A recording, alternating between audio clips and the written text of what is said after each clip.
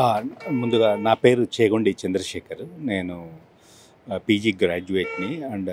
నేను అక్కడ 10 సంవత్సరాల నుంచి పనిచేస్తున్నాను. తెలంగాణ కొత్త ప్రభుత్వం ఏర్పడ్డాక 2014 అరౌండ్ డిసెంబర్‌లో నేను అక్కడ జాయిన్ అయ్యాను. సో, నాకున్న ఇదివరకు ఉన్న పూర్వ అనుభవం అండ్ అండ్ నాకు ఉద్యమ నేపథ్యం, దాని ద్వారా నేను అక్కడ నియమింపబడ్డాను. సో, చిన్న చిన్నగా దాన్ని చాలా బాధ్యతగా అది ఒక పిల్లలకు ఉపయోగపడే డిజిటల్ ఎడ్యుకేషన్ ప్లాట్ఫాము. సో, చిన్న చిన్నగా ఆ ఆబ్జెక్టివ్స్ అనుగుణంగా దానికి చాలా విలువని యాడ్ చేసే భాగంగా నేను చాలా వర్క్ చేశాను. అండ్ రైతులకు కావాల్సిన వ్యవసాయం గురించి ఒక నియర్లీ 500 ప్రోగ్రామ్స్ చేశాను. ఎస్పెషల్లీ అకాడమిక్ ఇన్స్టిట్యూషన్స్లో చాలా విపరీతమైన అకాడమిక్ ప్రెషర్ ఉంటుంది. అలా two ambitious nature of institutions, parents చాలా వాళ్ళ పిల్లల మీద ఎక్కువ ఒత్తిడి పడుతున్నది, సమాజం మీద ఉందని, దాని మీద మెంటల్ హెల్త్ అక్కడ బ్లాంక్స్ ఉన్నాయని మెంటల్ హెల్త్ మీద కూడా చాలా వర్క్ చేసి నియర్లీ 120 ఎపిసోడ్స్ యూనిక్ కంటెంట్. అది మన బాధ్యతగా ఉన్న అలాంటి ఇన్స్టిట్యూషన్సే చేయగలిగిన పని, వేరే వాళ్ళు చేయలేరు. సో, ఎందుకంటే కంటిన్యూస్గా ఒక ప్రోగ్రామ్ మీద, ఒక కాజ్ మీద, ఒక అవేర్నెస్ మీద ఆ లెవెల్లో పనిచేయటం. అంటే మీరు ఒక బాధ్యతగా పనిచేసారు. అసలు ఇన్స్టిట్యూషన్కి నిజంగా ఒక బాధ్యత ఉందా? కేవలం రాజకీయ రంగులు మాత్రమే పులుముకొని ఉందా ఇప్పుడు ప్రస్తుతం పరిస్థితుల్లో? అంటే ఏ ఏ నియామకాలైనా ఇలాంటి ఇన్స్టిట్యూషన్స్లో ఒక లెవెల్ వరకు పొలిటికల్ ఇంటర్ఫియరెన్స్ ఉంటుంది. బట్ అది పై లెవెల్లో ఉంటే అంతవరకు అర్థం చేసుకోవచ్చు. కానీ అది ఆ ప్రభావము కింది స్థాయి ఉద్యోగుల వరకు, ఎగ్జిక్యూషన్ చేసే ఉద్యోగుల మీద పడటం అనేది నాకు చాలా షాకింగ్గా ఉంది. అండ్ అండ్ నాకు ఎలాంటి రాజకీయ నేపథ్యము లేదు. But I have a political opinions ఉండటం కానీ, నేను డిఫరెంట్ సోషల్ కాజెస్ మీద నా నా ఐడియాస్ లేకుంటే నా టైం ఇవ్వటం కానీ, ఆ క్యాంపెయిన్స్ చేయటం కానీ is a part of giving back to society. నాకు తెలంగాణ ఉద్యమం నేర్పించింది, నాకు ఒక ఉద్యోగము ఇచ్చినది. So that I would like to contribute little bit on my part. అంటే నా సర్వైవింగ్, నా జాబే కాకుండా I would like to contribute something to society అనే దాంట్లో యాంటీ లిక్కర్ క్యాంపెయిన్ అట్లా కూడా చేస్తున్నాను. సో అది దే షుడ్ బ్యాలెన్స్ ఇట్. అంటే పొలిటికల్ అపాయింట్మెంట్స్ ఉన్నా కూడా ఒక రకంగా దాన్ని అకాడమిక్ లెవెల్లో అండ్ పొలిటికల్ నేచర్తోని కంటెంట్ క్రియేట్ చేయాల్సిన అదర్ సైడ్ ఆఫ్ మీడియా అది డిస్టర్బ్ అవుతూ ఉన్నది అనేది నా అబ్జర్వేషన్. ఇట్లా మీలాగా ఎంతమంది వాళ్ళ ఇబ్బంది పడి ఇన్స్టిట్యూషన్ నుంచి బయటికి రావాల్సిన పరిస్థితి వచ్చింది? ఇప్పటి వరకు 70 మంది ఉన్నారు. అయితే అది ఆ 70 మంది ఇప్పుడు చాలా ఒత్తిడితో ఉన్నారు. చాలా ఒత్తిడి మీద ఉన్నారు. అందులో 11 మంది అది డిఫరెంట్ లెవెల్స్లో డిఫరెంట్ విభాగాల్లో పనిచేసే వాళ్ళు. టైం బై టైం పొద్దున్న ఫోన్ చేస్తారు, రావద్దంటారు. ఇంకా 2-3 రోజులు తర్వాత ఇంకొకరిని రమ్మంటారు. One by one without any letters, without just oral కమ్యూనికేషన్తోని. సో ఎప్పుడు మనకు కాల్ వస్తుందా, మనం టర్మినేట్ అవుతామా అనే ఒక రకమైన ఒత్తిడి తీవ్రంగా ఇప్పుడు ఉద్యోగుల మీద ఉంది.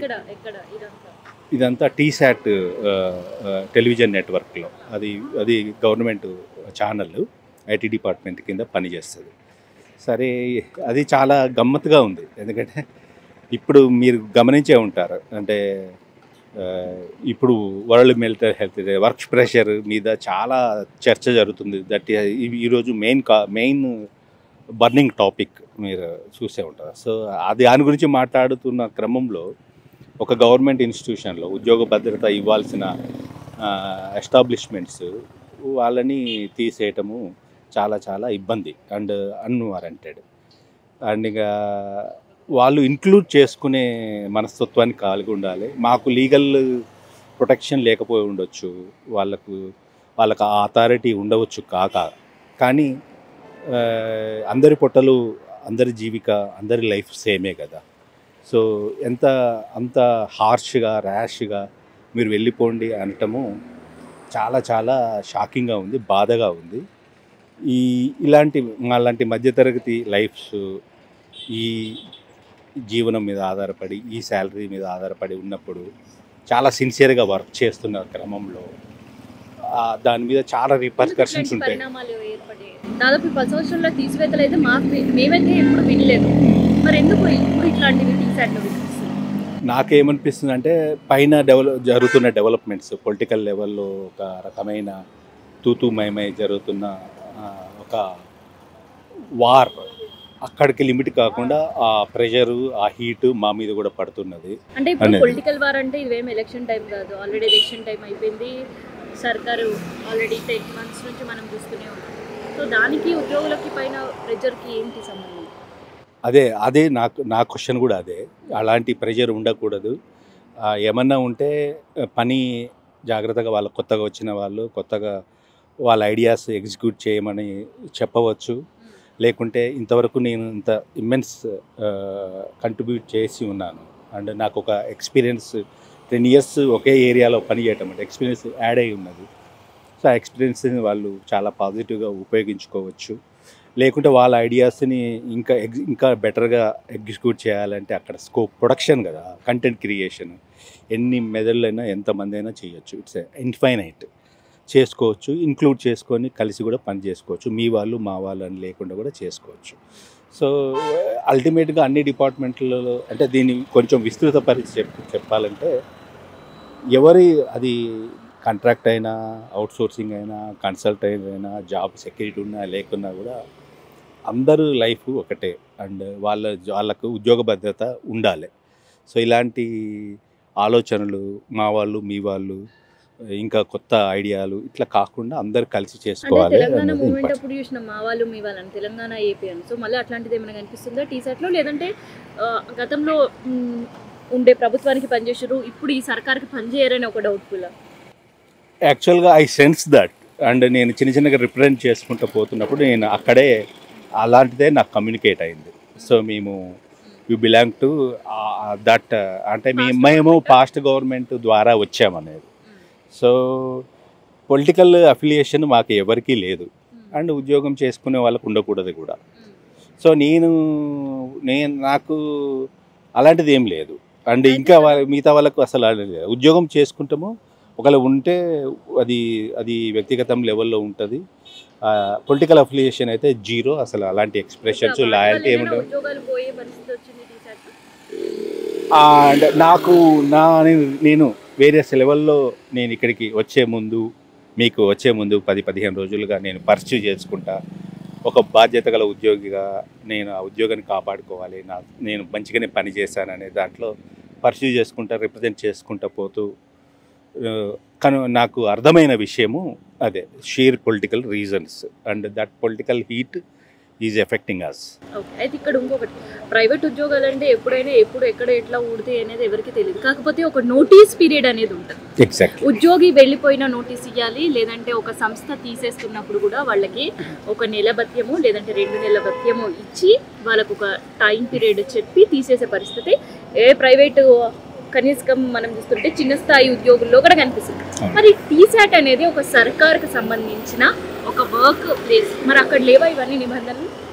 అదే ఇప్పుడు ప్రైవేటే కొంచెం హ్యూమనిస్టిక్గా చేస్తుందేమో అనిపిస్తుంది. ఎందుకంటే వాళ్ళకు ఒక డ్రైవింగ్ ఒకటి ఉంటుంది, ప్రాఫిట్ లాస్ వ్యవహారం ఉంటుంది. వాళ్ళకి తప్పదు మనకు చేయాలి, డౌన్ సైజ్ చేయాలో లేకుంటే ఏదైనా కూడా దే షుడెంట్ డూ. ఎక్కడ కూడా ఉద్యోగి అభద్రతగా ఫీల్ కావడం ఏదో ఇక్కడ రీజన్స్ అసలు వాళ్ళు జస్టిఫై చేసుకోలేకుండా ఉన్నాయి. అది చాలా షాకింగ్గా ఉంది. అలాంటివి జరగకూడదు. అండ్ ప్రభుత్వము సంబంధించినది ఇంకా ఎక్కువ వ్యక్తులను తీసుకొని ఇంకా మంచి బెటర్ మైండ్స్ని తీసుకోవాలి. నువ్వు ఇట్లా ఆలోచిస్తున్నావు, సో నీవు ఒక అసిస్టెంట్ తీసుకో, లేకుంటే నీతో పాటు ఇతన్ని చేసుకో, లేకుంటే హీ విల్ బి బెటర్ అంటే ఈయన కూడా వర్క్ చేస్తాడు. అని 24/7 ఛానల్ 2-3 ఛానల్ ఉన్నాయి, ఇంకా ఛానల్స్ రాబోతున్నాయి. నేషనల్ లెవెల్లో ఒక మంచి దానికి ఒక చేయాలనే ప్రయత్నాలు అందరూ చేస్తున్నారు. మనది ఇప్పుడు నెంబర్ 2లో ఉంది ఈ కాన్సెప్ట్లో, అంటే డిజిటల్ ఎడ్యుకేషన్ ప్లాట్ఫాము, దీంట్లో దాని అంటే ఇంకా వ్యాస్ట్ ఇస్తున్నారా ఎవరికైనా? ఇవ్వట్లేదు. ఓన్లీ ఫోన్ చేసి ఇన్ఫర్మేషన్ ఫోన్ చేసి చెప్తున్నారు. అండ్ ఎప్పుడు ఎవరికి ఫోన్ వస్తుందో తెలియదు. అండ్ ఇంతకుముందు I feel shame and very heart. అది ఏంటంటే ఈ ఒత్తిడితోనే ఒక శ్రీధర్ రెడ్డి అనే ఒక మా కో ఎంప్లాయీ బ్రెయిన్ స్ట్రోక్ వచ్చి చనిపోయారు. అండ్ వాళ్ళ ఇంటికి పోతే ఆఫీస్ గురించి ఎప్పుడు ఆలోచిస్తున్నారు అని అన్నారు. సో ఆయన హెల్తీగానే ఉండేది. ఏమైంది ఆఫీస్ నుంచి వచ్చాయంటే నవ్వు చిన్న చిన్నగా ఎగ్జాక్ట్గా ఆ హీట్ మేము ఫేస్ చేస్తున్నప్పుడు అర్థమైంది. వాట్ ఎగ్జాక్ట్లీ తెలుస్తుంది. అది మాకు సిగ్గుగా ఉంది. ఫోన్ చేసి వెళ్ళిపోమంటున్నారు. అట్లీస్ట్ ఒక 1 month శాలరీ లేదంటే 2 months శాలరీ సెటిల్ చేస్తాం అట్లాంటివి ఏమైనా ఉన్నాయా conversations?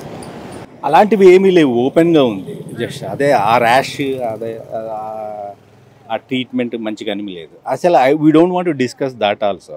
We want to work, we want to go back to work. అందులో సమాజానికి ఉపయోగపడే కంటెంట్ తయారు చేయబడుతున్నది, డిజిటల్ కంటెంట్.